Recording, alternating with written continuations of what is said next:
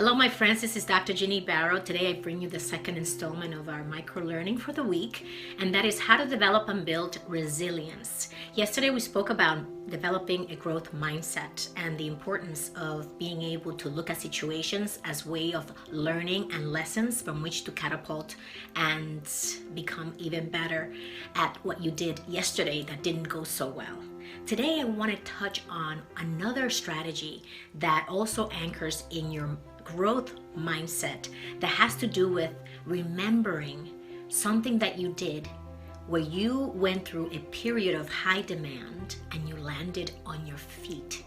And so think about the last time that you lost your job or that you had to transition from one work to another assignment and how you went about doing that, right? You perhaps had to dust off your resume, sprinkle it with quantifiable accomplishments, make sure that you were targeting the right roles, whether on Glassdoor or wherever you looked for work, and ultimately you landed that job, that role that you wanted, internally or externally. That would be a period of high demand where you landed on your feet. Maybe you went through a family health crisis where either yourself or a loved one was dealing with an illness and you had to deal with that, take care of them, care for them, and also take care of work responsibilities simultaneously. I have the example of when my father got ill and he was diagnosed with cancer, and within 3 months he passed away. But during those 3 months, it was almost like it felt like a pressure cooker for me and my family as we were dealing with all of the news and taking him to doctors and making sure that he was taken care of to the best of our ability.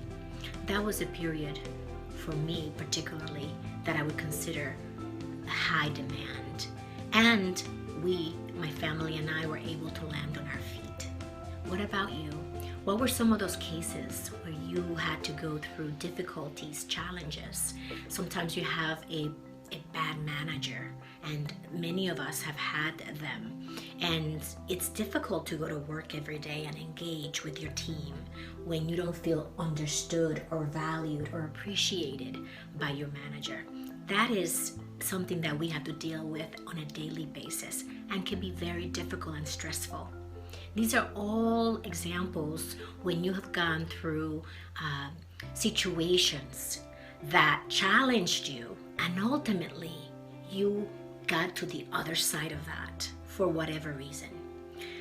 Anchor on those times when you were able to be resilient, to project that onto the future as you continue to face new challenges.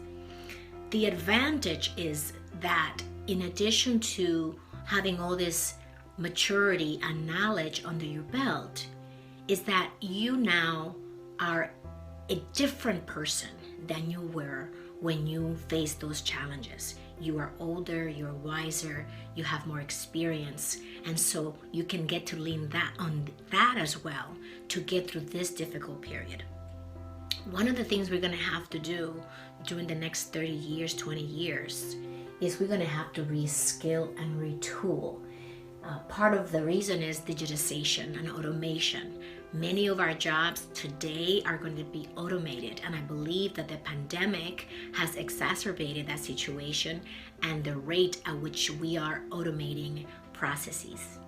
So in that process of retooling and pivoting to reinvent yourself and create this plan B for your career, it's really important to harness your resilience, to see the vision ahead, and to try to be a step ahead of what you believe is going to happen.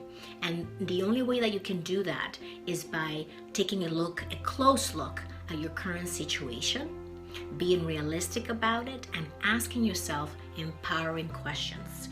What does this transformation mean? What does this look like?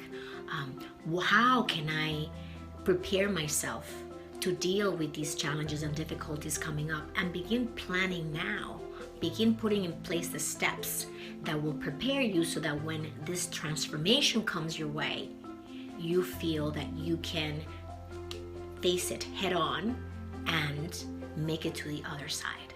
So that's my micro learning for you today. And the challenge for you is to think about, when was there a time in your life and your career when you went through a really difficult period and you were able to make it to the other end. Think about these times as you develop your resilience so that you can overcome whatever is coming your way and is coming our way as a society. I hope that this is helpful. If you want to connect with us, you can join our community at executivebound.com. And if you would like to sit down with me and design a plan B, you can do that by going to callwithginny.com. I'll see you tomorrow.